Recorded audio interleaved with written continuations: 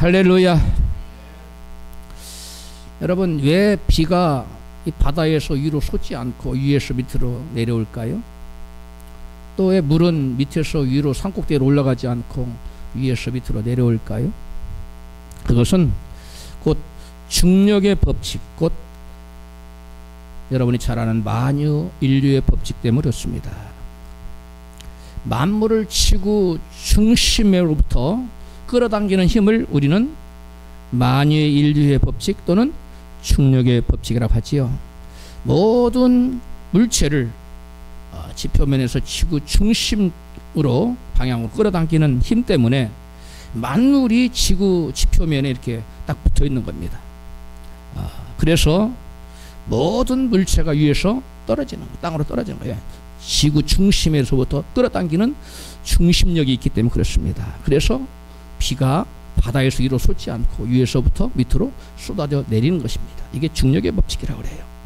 이 법칙을 알고 모르건 간에 모든 사람이 그 법칙의 지배를 받습니다. 또 이 법칙을 믿거나 말거나 간에 모든 사람에게 이 법칙은 적용되고 있습니다. 만약 어떤 사람이 중력의 법칙을 몰라서 떨어졌어요.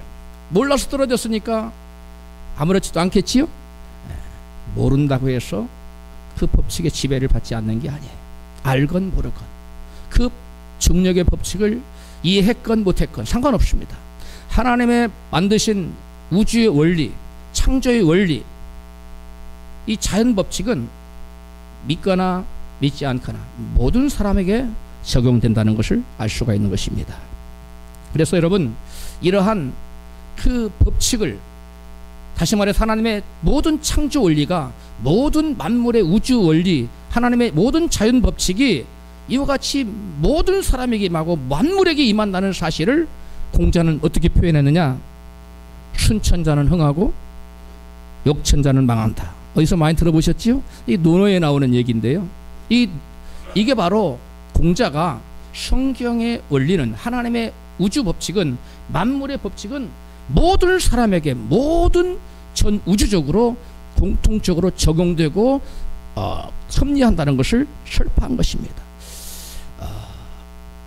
공자는 이 말을 바로 하나님의 만드신 영적인 원리와 이 자연 법칙에 잘 순응해서 살면 그 사람은 잘 되고, 그 다음에 그 하나님의 원리를, 창조 법칙을, 자연 법칙을 거슬려 살면 그 사람은 여러분 망한다는 것입니다.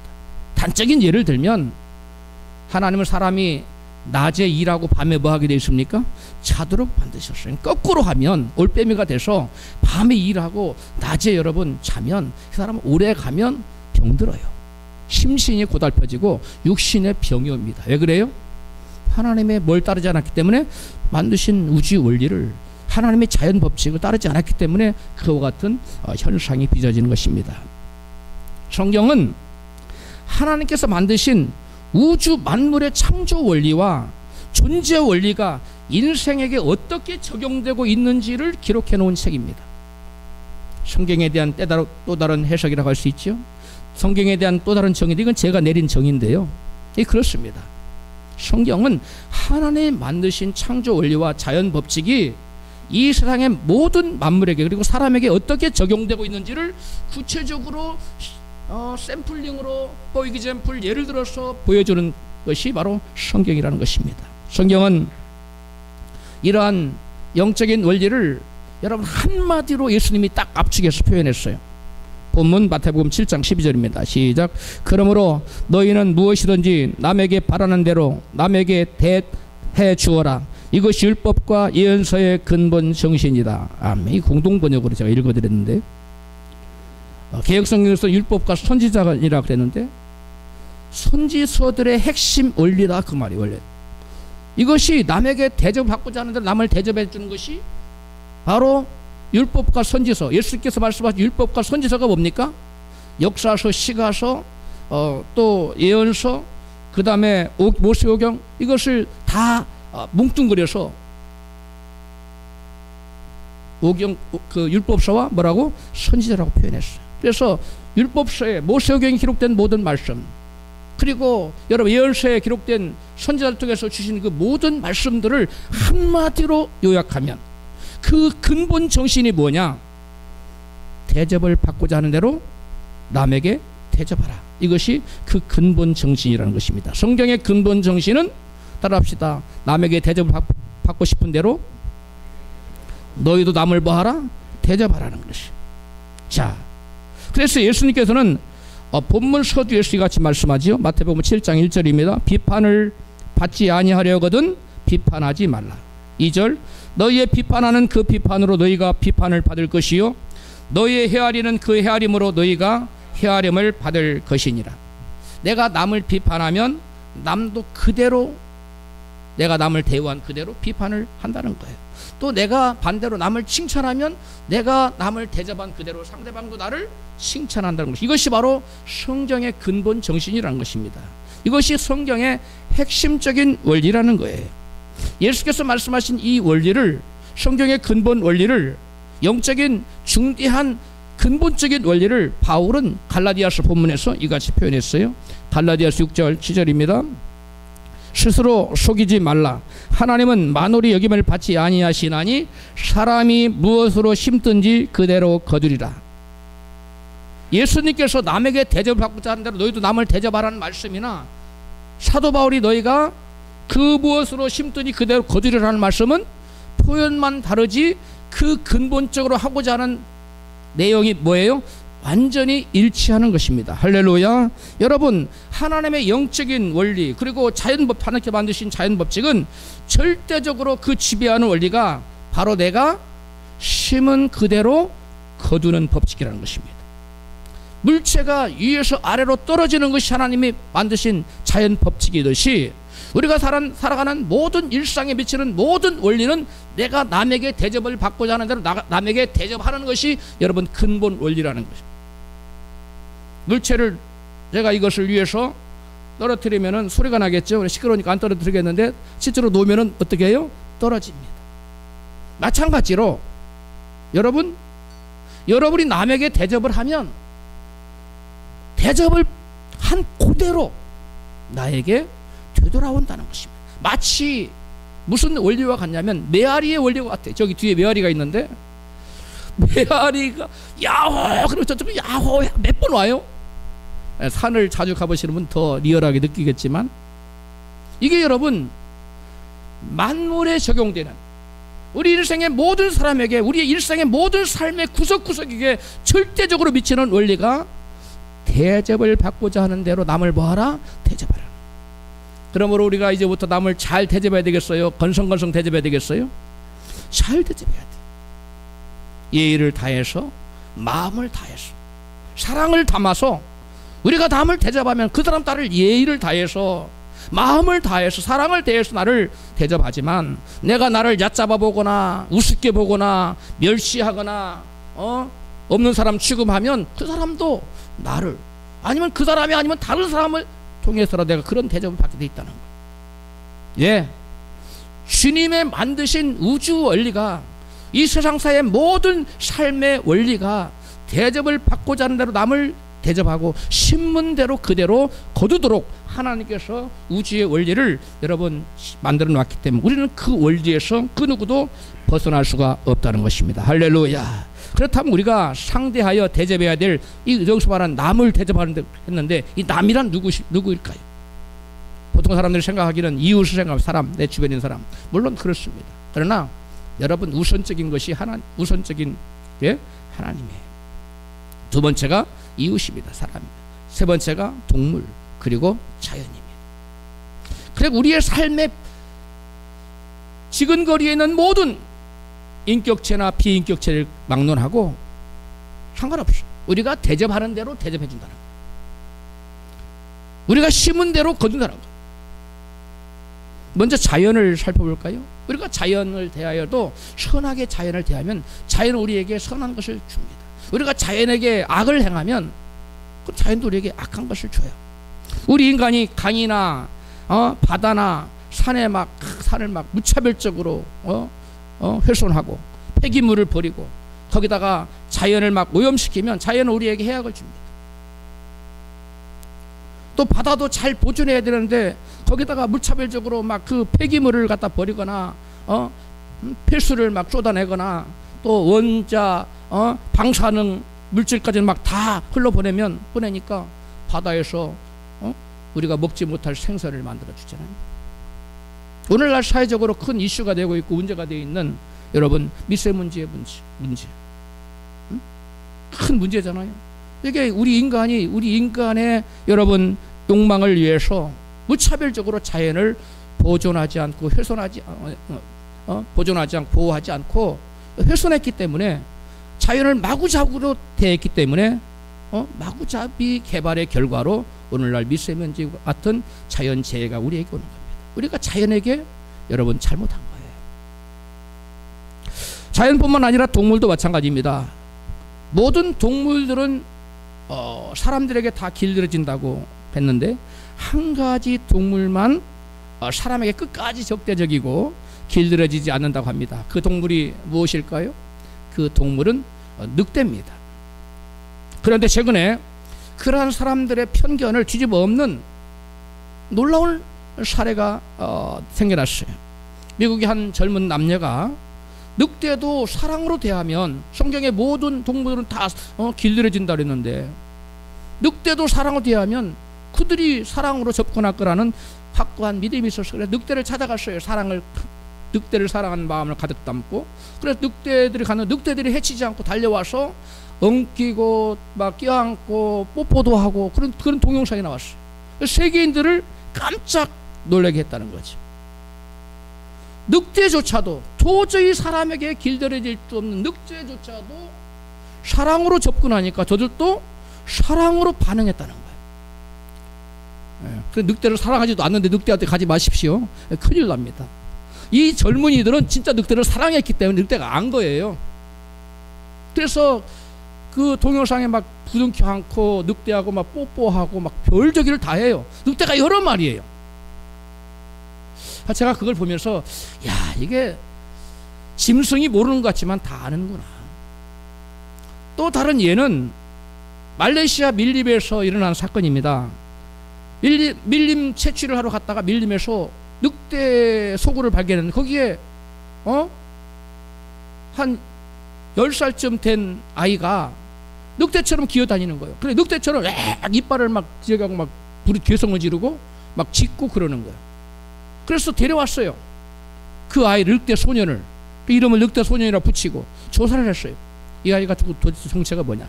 3살 때 부모님이 여의고 고아가 됐어요. 그래서 3살 때 누가 돌보는 사람이니까 얘가 기어다니다가 늑대 산으로 가서 늑대 소굴에 들어간 거예요. 늑대들이 이 3살 아이가 자기들을 해치지 않을 것을 알고 밥을 먹을 것을 갖다 주고 늑대를 키웠어요. 자기 가족의 일원으로 공동체로 받아들였어요. 여러분 이것은 우리에게 놀라운 것을 시사해 주는 거예요. 내가 상대방에게 늑대조차도 사랑으로 접근하면 우리를 용납한다는 거, 받아준다는 거.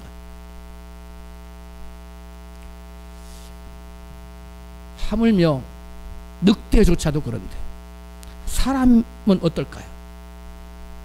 두말할 이유가 없는 것이죠.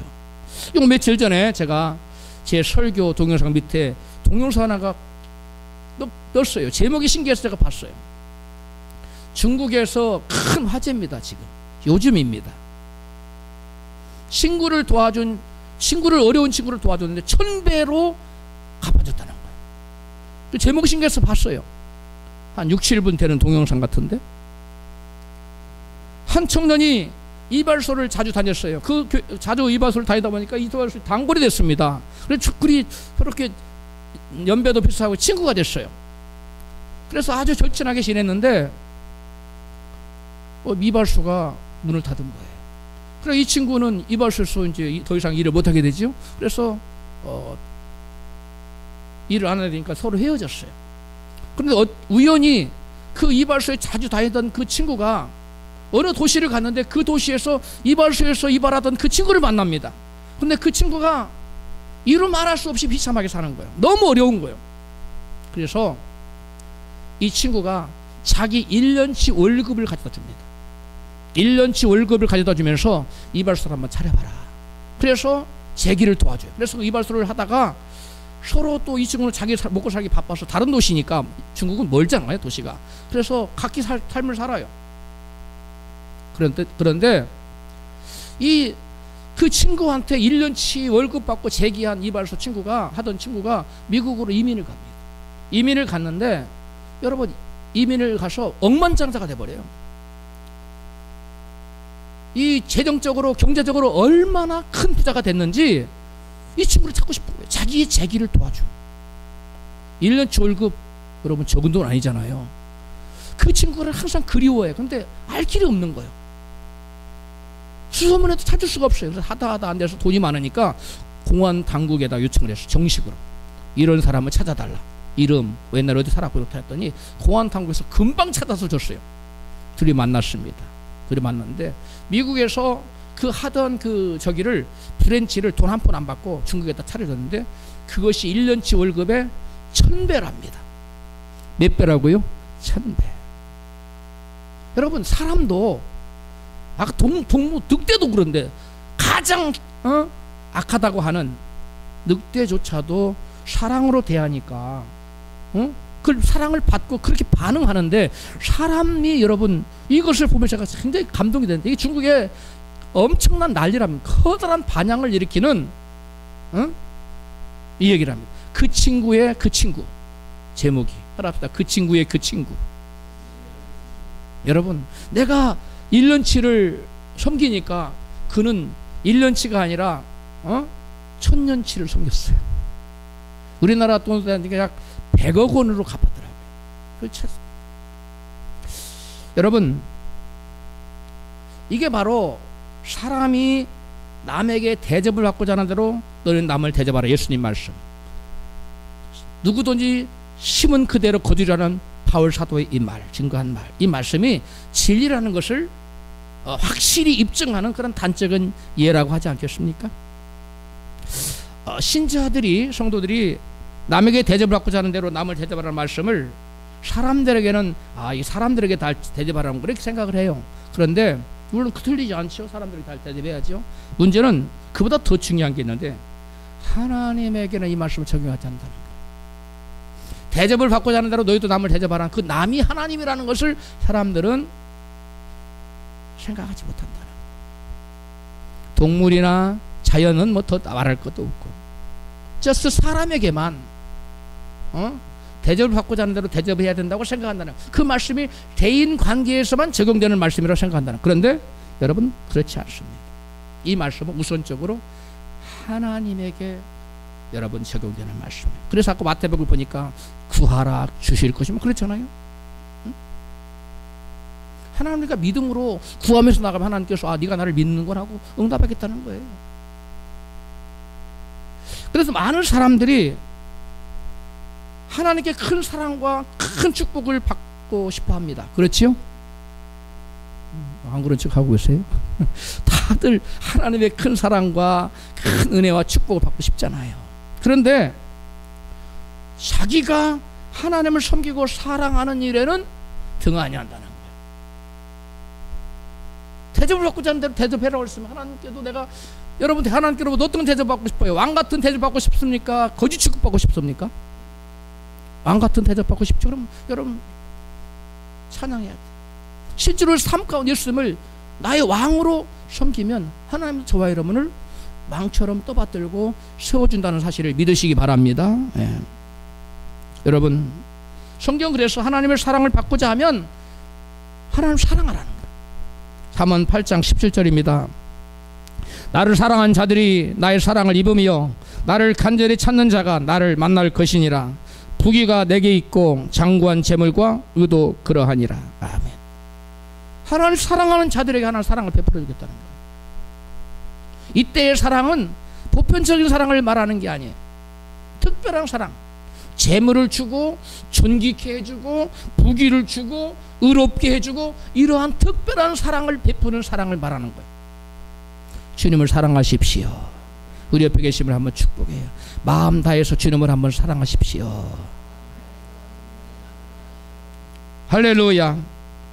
근데 많은 사람들이 나는 하나님이 나를 먼저 사랑해주고 먼저 축복해주시면 난 그때 난 열심히 사랑할래요. 그때 내가 열심히 섬길게요. 돈 많이 주면 그때 하나님 열심히 섬길게요. 그렇게 생각하는 사람들이 있어요. 여러분 중에는 그런 분이 안 계시겠죠? 요한일서 4장 10절에 사랑은 여기 있으니 우리가 하나님을 사랑한 것이 아니요 오직 하나님 우리를 사랑하사 우리 죄를 위하여 화목제물로 그 아들을 보내셨음이니라. 우리가 사랑함은 그가 먼저 우리를 사랑하셨음이니라. 아멘. 누가 먼저 사랑했다고요? 누가 먼저 사랑했다고요? 하나님이 우리를 먼저 사랑했다는 거예요. 어떻게 사랑했다고요? 그 아들 독생자 예수를 화목제물로 십자가에 내어놓기까지 우리를 사랑하셨다는 거예요. 그래서 우리가 주님을 사랑한다는 거예요.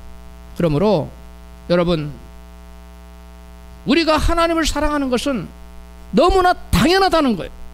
우리가 사랑하면 그가 우리를 먼저 보였기 때문에 사랑하였습니다. 우리를 먼저 사랑해 주셨기 때문에 어떻게 사랑했어요? 당신의 독생자를 내어주기까지, 예수님 당신의 목숨을 십자가에서 희생시키기까지 우리를 사랑해 주셨기 때문에 저와 여러분은 하나님을 사랑하는 것이 뭐하도다? 마땅하도다. 하나님의 놀라운 사랑에 우리가 반응을 보인 그 정도만큼 하나님을 사랑하는 만큼, 내가 하나님을 사랑한 만큼 하나님은 그 사람에게 사랑과 축복을 내려주시는 줄로 믿습니다. 그래서 고린도후서 9장 6절 이같이 말씀하고 있어요. 실제로 이것을 시작. 이것이 곧 적게 심는 자는 적게 거두고 많이 심는 자는 많이 거둔다 하는 말이로다. 아멘. 여러분, 하나님께 사랑을 많이 드리십시오. 그 하나님 여러분에게 많은 사랑을 베풀어 주실 거예요. 여러분, 하나님 많이 뜨겁게 사랑하십시오. 하나님께 여러분에게 뜨거운 축복을 주실 겁니다. 할렐루야. 여러분 감당치 못할 축복을 주실 거예요. 근데 사람들은 나는 하나님을 사랑하지 않아, 관심이 없어요. 하나님 항상 후순위야, 내일이 우선순위야. 그리고 하나님 다급하면 하나님을 찾습니다.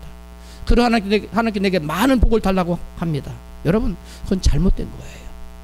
어떤 원리에 잘못된 겁니까? 성경의 핵심 원리에 위배되는 거예요. 성경의 핵심 원리가 뭐라고요? 남에게 대접받고자 하는데 너희도 남을 대접하라. 네가 심은 대로 거두리라. 그러므로 저와 여러분이 하나님께 하나님을 융숭히 대접해야 돼요. 할렐루야. 여러분, 이명박 대통령 시절에 제 친구 목사님, 동기 목사님이 초대를 받아 갔는데 대통령 오기 전에 2시간 전에 와서 교육시키고 2시간 동안 묵상하고 기다리라고 하더래요. 일국의 대통령인데, 그럼 만왕의 왕 대신 하나님 앞에 나올 때 언제쯤 와야 되겠어요? 2시간 전에는 못 와도 한 30분 전에는 적어도 와야 된다고 저는 믿어요. 여러분, 그렇게 하나님을 섬겨야 되는 거예요. 그게 여러분 예수님을 왕으로 대접하는 사람입니다. 내가 예수님 앞에 어떠한 자세로 서 있는 게 굉장히 중요합니다. 마음의 자세와 태도, 내가 내 마음을 다해서 주님을 사랑하고 있는가, 내 정성을 다 바쳐 주님을 섬기고 있는가, 정말 예수님이 나의 태도를 보고 내가 왕대접 받고 있다고 느낄 수 있는가, 우리가 내 자신을 돌아보는 거, 이건 너무나 중요한 거예요. 여러분, 그래서 잠언 기자도 하나님을 사랑한 자들이 하나님의 사랑을 입는다고 증거한 것입니다. 그러므로 하나님이 먼저 나를 사랑하시고 축복해 주시면 그때 내가 하나님을 섬기고 사랑했다고 여러분 말하지 마십시오. 어떤 분은 하나님 나에게 돈 많이 줘보십시오. 그러면 제가 건축원금도 하고요, 선교원금도 하고요, 제가 교회일 많이 할게, 봉사 많이 할게, 그렇게 말하는 사람이 종종 있어요. 여러분, 그것은 자기를 속이는 말이에요. 돈이 많고 적고 여러분 하나님 섬기는 거 상관없습니다. 제가 교회를 쭉 목회를 해오면서 오히려 돈이 없는 분들이 더 헌신하고 더 하나님을 섬기는 걸 많이 볼 수 있어요. 그렇다고 돈 있는 분이 안 섬긴다는 얘기는 아니에요. 아무리 없어도 하나님을 사랑하는 마음이 있으면 여러분, 제가 보니까 빚을 내서라도 섬기더라고요. 그런 사람을 하나님께서 가만히 두시겠습니까? 높이 세우시겠습니까? 대답을 안 하세요. 하나님은 그런 사람을 높이 세우십니다. 할렐루야. 언제? 하나님의 때에. 당장 안 된다고 여러분 발 동동거릴 거 없어요. 하나님은 때를 맞추고 계세요. 가장 적절한 타임을 주님은 재고 계세요. 그래서 그때가 되면 그러한 사람을 높이 드시는 줄 여러분 믿으시기를 주님으로 축원합니다. 그래서 즐거이 자원하는 마음을 하나님을 사랑하라고 섬기라고 바울이 같이 신 거예요. 고린도후서 9장 7절 시작. 각각 그 마음에 정한 대로 할 것이요 인색함이나 억지로 하지 말지니 하나님은 즐겨내는 자를 사랑하시느니라. 아멘. 여러분, 여기서 누구를 가리켜 즐겨내는 자라고 말씀하고 있습니까? 하나님을 사랑하여 하나님께 드리기를 기뻐하는 자를 가리키고 있어요. 여러분, 사람 사이에도 사랑하면 좋은 거 주고 싶어요? 나쁜 거 주고 싶어요? 안 주고 싶어요? 네, 주고 싶은데 좋은 거 주고 싶어요. 사랑의 정도만큼 더 좋은 거 주고 싶어요. 근데 조금 사랑하면 조금 주고 싶어. 조금 사랑하는데 많이 주면 아까워.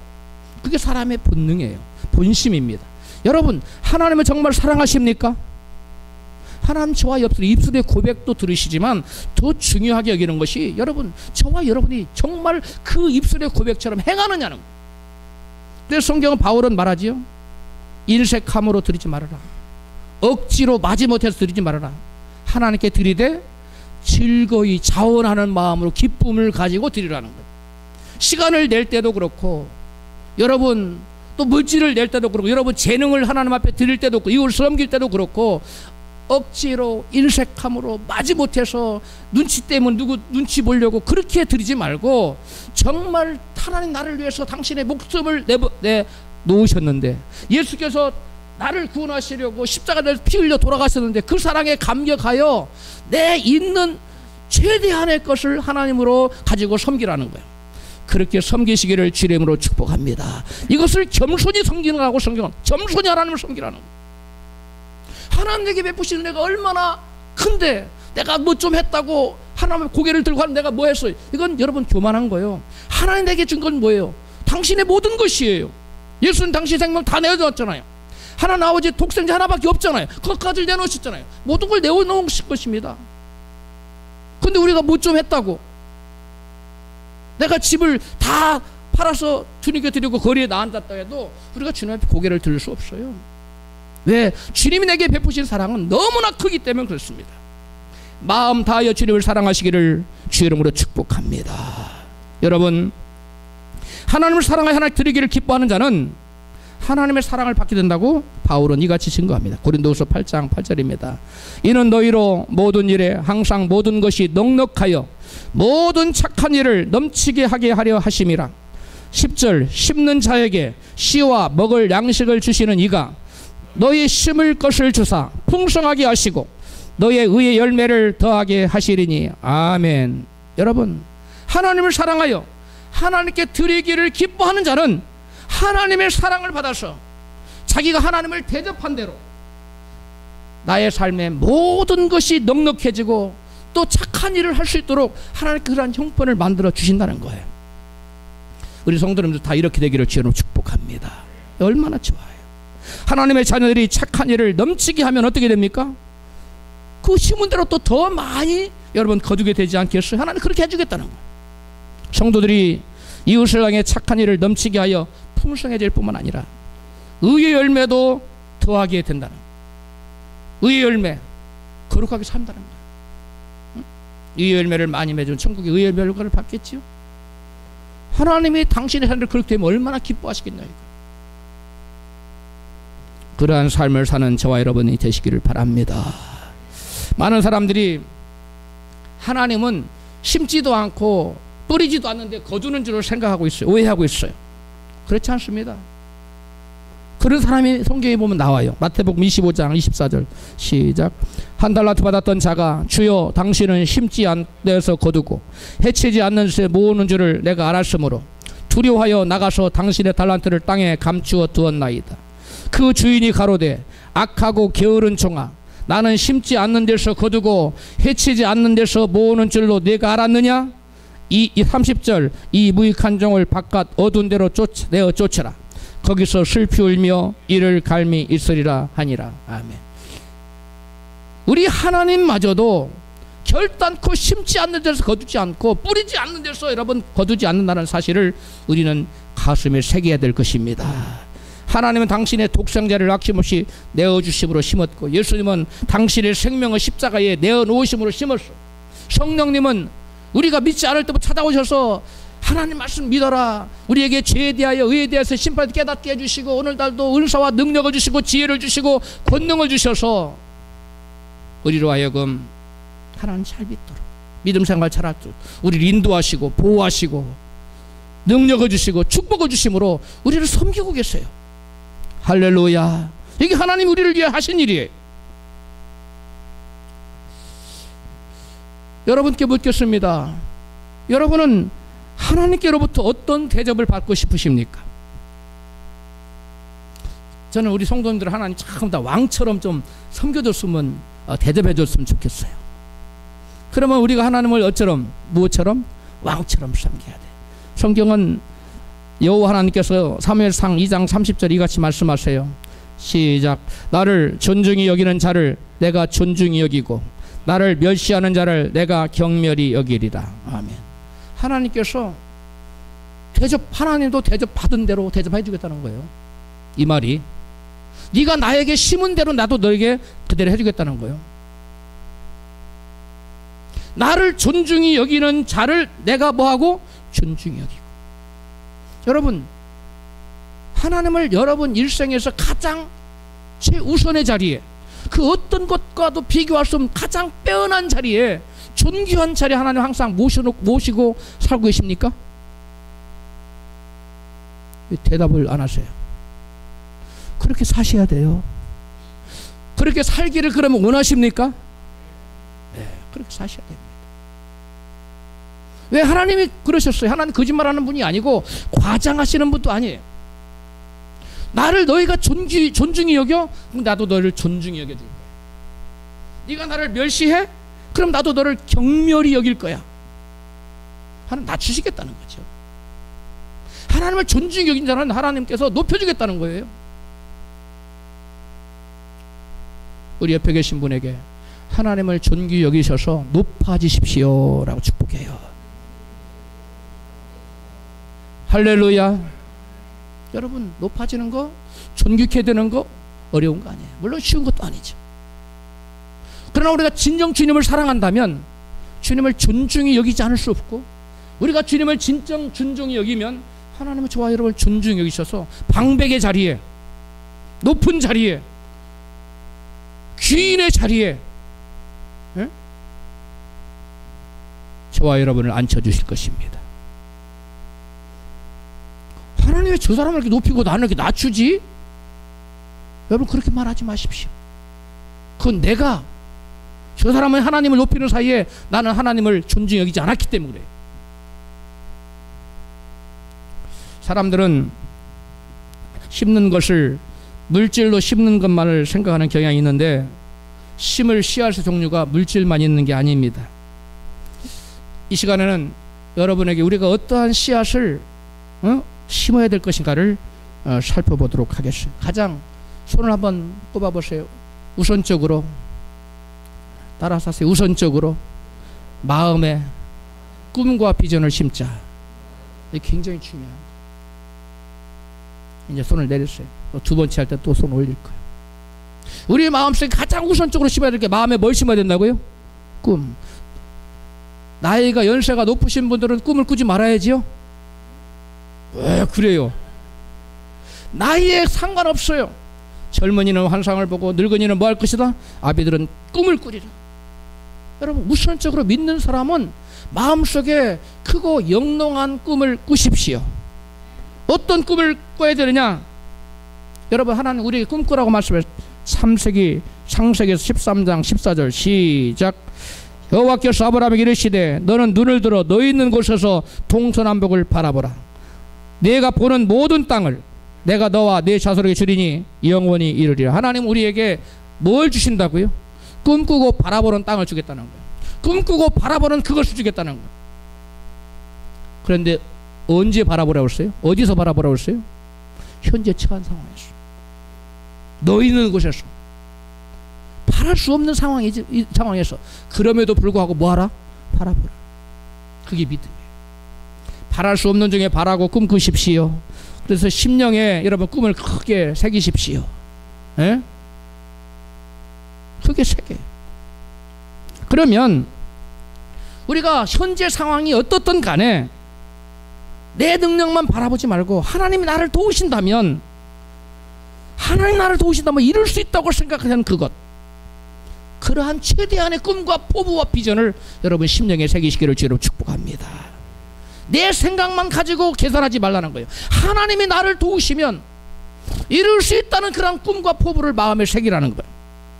그러면 때가 되면 마음속에 꿈을 심어놓으면, 비전을 심어놓으면 그것이 뿌리를 내리고 싹을 내고 무럭무럭 자라서 때가 되면 하나님의 타이밍에 아름다운 꿈의 성취 열매가 나타난다는 것입니다. 그렇게 되기를 축복합니다. 다음으로 입술로 말의 씨앗을 심어야 됩니다. 입술로 말의 씨앗은 세 가지가 있어요. 입술로 말의 씨앗은 첫 번째, 가장 보편적인 방법인데 일상의 말입니다. 우리가 평상시 하는 말로 심는 거예요. 우리가 모든 일상의 모든 말은 내 귀가 들어요. 내 이가 들어요. 그래서 우리 심령에 저장돼요. 그것이 자기의 믿음이 돼요. 그래서 이루어지는 거예요. 그럼 일상의 말을 함부로 해야 되겠습니까? 잘 가려서 해야 되겠습니까? 잘 가려서 해야 돼요. 불신앙의 말을 해야 되겠습니까? 신앙의 말을 해야 되겠습니까? 믿음의 말을 해야 돼요. 부정적인 말을 해야 되겠어요? 긍정적인 말을 해야 되겠어요? 긍정적인 말을 해야 돼요. 여러분, 잠언 18장 20절에 시작. 사람은 입술의 열매로 하여 배가 부르게 되나니 곧 그 입술에 단한 것으로 하여 만족하게 되느니라. 죽고 사는 것이 혀의 권세에 달렸나니 혀를 잘 쓰는 사람은 그 열매를 먹으리라. 아멘. 우리말에 말 한마디로 뭐 한다고 그랬어요? 천냥빚독한다 그랬어요. 이 말 한마디가 그렇게 중요하다는 겁니다. 말 한마디라도 남에게 용기를 주고 격려하고 붙들어주고 세워주는 그러한 선행의 씨앗을 심는 말을 하시기를 축복합니다. 같은 회사에 다니는 그 두 직원이 퇴근길에 가다가 꽃장사를 만났어요. 하도 꽃을 사라고 그러니까 장미 한 송이씩을 샀습니다. 집에 갔어요. 한 직원이 여보 당신 주려고 장미 한 송이 사왔어. 그러니까 아내가 한 송이가 뭐야, 살려면 한 다발을 사든가 하지. 그러니까 남편이 하는 말이 꽃을 사다 줘도 타박이니 내가 다시는 꽃을 사다 주나 보라. 그렇게 말했어요. 아내가 누가 꽃 사다 달랬냐고 또 따졌어요. 그날 저녁 부부는 장미꽃 한 상을 가지고 티격태격하다가 큰 싸움이 났어. 그래서 저녁밥도 마음이 상해서 저녁밥도 못 먹고 굶고 잤다는 거. 오가는 말이 잘못됐죠. 그런데 다른 직원은 집에 가서 여보 당신 주려고 장미꽃 한 송이 사왔어. 그러니까 그 아내도 똑같은 반응을 보냈어요. 한 송이가 뭐야, 살려면 한 다발을 사든가 해야지. 그래도 남편이 여보 나한테는 인편단심 민들레 몰라, 나한테는 당신밖에 없어. 내가 오로지 나한테는 당신밖에 없다는 것을 표현해서 한 송이를 샀는데 내가 잘못한 건가, 많이 살 걸 그랬나? 그랬더니 아내가 아니야, 그까지 꽃이 많으면 뭐해? 에? 남편의 마음이 없으면 무슨 소용이 있어. 안고 없는 찐빵이지. 당신이 최고야. 그러더라는 거예요. 그러나 저녁에 여러분 맛있는 밥을 해주더라는 거예요. 할렐루야. 여러분, 우리 말에 가는 말이 고와야 오는 말이 곱다 그랬어요. 똑같은 꽃 한 송이를 사가지고 갔는데 어떤 집은 싸움판이 됐고 그 꽃 한 송이 때문에 어떤 집은 여러분 사랑의 꽃 피었어요. 왜 그래요? 말을 잘한 남편, 말을 잘못한 남편 때문에 그랬어. 두 번째 아내는 또 그 한 다발 사올 거 그랬나? 그러니까 한 다발 사오지. 그렇지 않고 꽃다발이 많으면 뭐하냐? 당신이 나를 사랑하는 마음이 있다는데 그것으로 족하다. 그래 오가는 말이 두 번째 가정은 좋았어. 여러분 그렇게 사시기를 축복합니다. 우리의 일반적인 삶의 말이 우리의 여러분 삶 가운데 놀라운 축복이 되고 또는 저주로 다가온다는 거예요. 또 하나 입술에 씨앗을 심는 방법 중에 또 하나의 방법은 기도하는 것입니다. 예수님께서는 기도는 하늘문을 여는 천국 열쇠라고 말씀하셨습니다. 마태복음 16장 16절에 내가 천국 열쇠를 내게 주리니 내가 땅에서 무엇이든지 매면 하늘에서 또 매일 것이요 내가 땅에서 무엇이든지 풀면 하늘에서 또 풀리리라. 아멘. 여러분 기도는 하늘나라를 우리의 삶의 현장에 끌어들이는 여러분 열쇠입니다. 그 원동력이에요. 여러분 기도를 자꾸 해보십시오. 기도를 자꾸 심으면 그 말을 내가 들어요. 그래서 그 말이 자기 심령에 새겨지고 그것이 자꾸 듣다 보니까 믿으면 들으면서 난다고 자기가 뭐가 됩니까? 믿음이 됩니다. 그래서 예수님 말씀은 믿음이 되면 때 열매는 나타나는 거야. 네 믿음대로 될지어다. 믿음을 가지면 영적인 세계에서 믿음이 생기면 현상계에 여러분 물질로 나타나는 건 시간 문제예요. 그러면 기도로 지금 당장 아무것도 없어도 여러분 있는 것을 여러분 마음속으로 바라보고 계속 있다고 주셔서 감사하다고 계속 기도하십시오. 그러면 때가 되면 열매로 나타난다는 사실을 믿으시기 바랍니다. 여러분 우리가 이웃에게 심을 수 있는 가장 가치 있는 씨앗은 여러분 세상에서 가장 생명을 심는 전도를 심는 방법이에요. 그래서 세 번째로 심는 방법은 바로 기도 다음에 전도예요. 저 일상의 말, 그 다음에 기도, 그 다음에 전도. 그러니까 입술로 심을 수 있는 게 세 가지예요. 자, 다니엘서 12장 3절에 많은 사람을 옳은 대로 돌아오게 하는 자는 별과 같이 영원토록 빛나리라. 많은 사람들을 옳은 대로 인도하는 것이 뭡니까? 전도지요. 전도하는 자는 별과 같이 영원토록 빛날 것이라고 말씀했어요. 이 말은 영원토록 빛나, 죽어서 손가서 영원토록 빛나는 삶, 영광 받는 삶을 산다, 영광 나타나는 삶을 산다는데 빛나는 삶을 산다는 것을 말씀하는 것인데요. 죽어서만을 말하는 게 아니에요. 여러분 전도를 많이 하는 사람에게는 여러분 별과 같이 빛나는데 이 세상 삶에서도 흑암이 물러가고 흑암의 저주가 물러가고 빛이 임하여 형통의 축복이 임한다는 사실입니다. 우리가 전도를 많이 하는 전도왕들 수기를 보면은 하나같이 별볼들 없던 사람들이 갑자기 전도를 많이 하던 하나님께서 생각지도 않은 놀라운 사례를 하나님 올려버려요. 그게 왜 그래요? 그 사람 삶 속에 뭘 비춰주신 거예요? 빛을 비춰주신 거예요. 여러분에게도 전도를 열심히 해서 빛이 많은 역사가 있기를 주 여러분 축원합니다. 당장 전도했는데 열매가 없다고 해서 여러분 걱정하지 마세요. 우리 교회 안 와도 괜찮아요. 하나님 우리는 우리가 할 일을 심는 거예요. 그 사람 열매 맺게 하는 일은 자라게 하고 열매 맺게 하는 일은 누구 하시는 거예요? 그건 하나님이 하시는 거예요. 호주 시드니 거리의 전도자 여러분 그거 알잖아요? 그분이 40년 동안 전도를 했어요. 이제 죽음이 임박했는데 내가 전도해서 나의 전도를 받고 돌아온 사람이 한 사람도 없네. 나를 통해서 주님 영접한 사람이 한 사람도 없네. 마음이 낙심이 됐어요. 그런데 그 사람을 그 추적해 봤더니 어떻게 됐어요? 16만 4천 명이 여러분 전도됐다는 것을 알아냈잖아요. 밝혀냈잖아요. 여러분 저와 여러분이 전도지 돌린 거 물에 떠내려가는 그 뭐처럼 아무것도 남아있는 것 같지 않지만 하늘나라 가보세요. 어찌 압니까? 여러분이 이미 수백 명을 전도해놨을지 아무도 몰라요. Nobody know. 전도지에 말씀이 적혀있는 전도지를 들고 나가서 전하면 나는 뿌렸고 거두는 건 누가 하는 것이에요? 그건 하나님 몫입니다. 전도하십시다. 다음으로 착한 일 곧 선행의 씨앗을 심어야 돼요. 봉사로 심어야 돼요. 선행으로. 로버트 허친스라는 학생은 중고등학교를 다니면서 자기 옆집에 할머니 할아버지가 거동이 불편한 아주 그 늙은 할아버지 할머니를 섬겼어요. 매일같이 가서 뭐 도와드릴 거 없으세요? 뭐 여러 가지를 도와드렸어요. 그리고서 그가 동부에 있는 예일대학교에 진학을 하면서 자연스럽게 그 노 부부를 섬기는 일을 더 이상 할 수 없게 됐습니다. 그는 1899년 1월 17일생인데 그가 예일대학교를 졸업한 후에 로스쿨을 졸업한 후에 28세의 나이로 미국 예일대학교 로스쿨 학장이 됩니다. 여러분 이게 참으로 놀랍지 않습니까? 몇 살? 28살. 우리나라 나이로 29살에 예일대가 가장 센 곳이 로스쿨이에요. 세계에서 로스쿨이 가장 강한 학교가 예일대인데 그 유명한 명문 예일대에 28세의 나이에 학장이 돼요. 로스쿨 학장이 돼요. 그리고 2년 뒤에는 1929년에 파격적으로 30세의 나이에 여러분 시카고 대학 총장으로 발탁됩니다. 몇 살이에요? 30세. 제가 바이올라 대학교 다닐 때 탈벗의 그 바이올라 대학교 총장이 43살 되신 분이 왔어요. 미국 사람들은 이게 굉장히 파격적이에요. 저보다 또 젊은 거예요. 총장님이 공부하는 학생인 저보다도 총장님이 43세. 근데 이 당시에는 이분이 대학교 총장에 30세로 발탁이 돼요.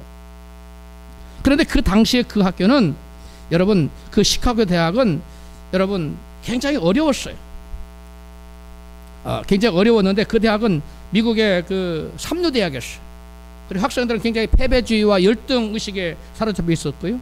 게다가 그가 총장에 취임한 1929년에는 전 세계에 불어닥친 대경제 대공황에 여러분 어려움을 겪고 있었어요. 시카고 대학도 그 위기를 벗어날 수 없어요. 굉장히 어려운 상황이었어요. 물론 그 당시에 이 대학이 록펠러 재단이기 때문에 록펠러 재단의 파운데이션 설립자이기 때문에 많은 도움 받았지만 그래도 턱없이 부족했어요. 학생들이 학비를 못 내고 굉장히 어려웠어요. 그런데 난데없이 로버트 허친스 이 총장에게 한 변호사로부터 이 편지가 옵니다. 그 편지 내용은 뭐냐면 코카콜라 회장의 유산을 상속받으라는 거예요.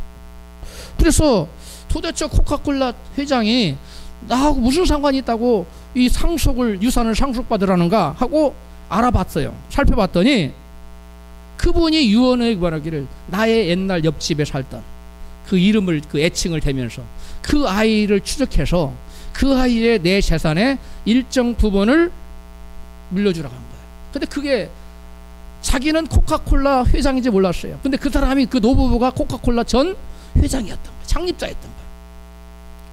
코카콜라의 그 전 회장이 노부부가 돼서 꼬부랑 할머니 할아버지가 돼서 있는데 거동이 불편하니까 매일 도와줬는데 그분들이 죽으면서 그 자기를 몇 년 동안 도왔던 그 청년을 학생을 잊지를 못한 거예요.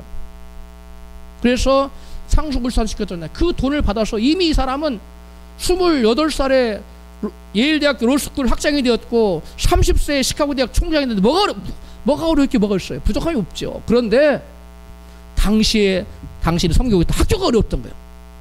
그래서 그 당시 그 돈을 몽땅 받아다가 학교에 쏟아붓습니다. 그 당시에 돈 없어서 경제 어려워서 학교 못 가는 유수한 학생들 무작위로 장학금으로 막 수강돼서 학교를 크게 발전시켜요. 그리고 이와 같이 어려운 사람을 돌아보고 섬겼던 로버트 허친슨이라는 이 사람에게 하나님께서 보고해 주셨는데요. 지혜를 주신 거예요. 이 총장이 됐는데 그 학교를 일약 스타덤에 오르는 명문 대학으로 지금 미국에서 여러분 이 언더 대학 과정 미국은 대학원 체제인데 학부 과정에 여러분 미국에서 5위에 랭킹된 학교예요. 그렇게 좋은 학교가 됐어요. 대학원 과정의 경제학은 세계에서 5, 6위를 다투는 아주 좋은 대학이랍니다. 이렇게 성장했어요. 그런데 그 원인이 어디 있느냐? 미국 시카고 대학을 부흥시킨 명문 대학으로 만든 사람은 두 사람이에요. 초대 총장 윌리엄 하퍼라는 사람이고 두 번째 사람은 그 사람도 역시 천재였어요.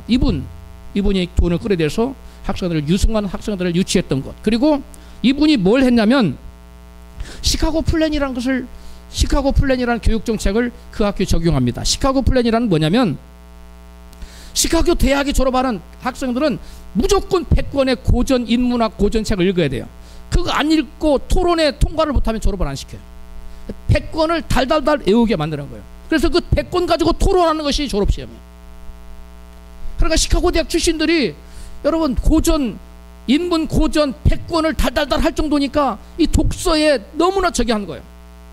그래서 그 대학이 이분이 취임했던 1929년 이후부터